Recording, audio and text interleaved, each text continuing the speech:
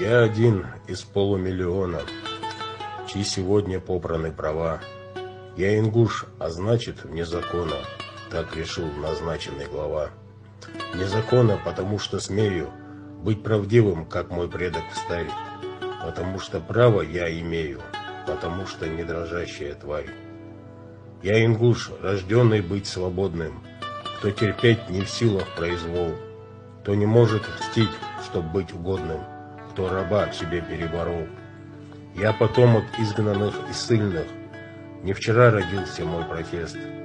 Если вместе мы, враги бессильные, брат не выдаст, ставленник не съест. Я один из полумиллиона, горцев не изгой и не обрек. Я ингуш, который вне закона, только потому что человек.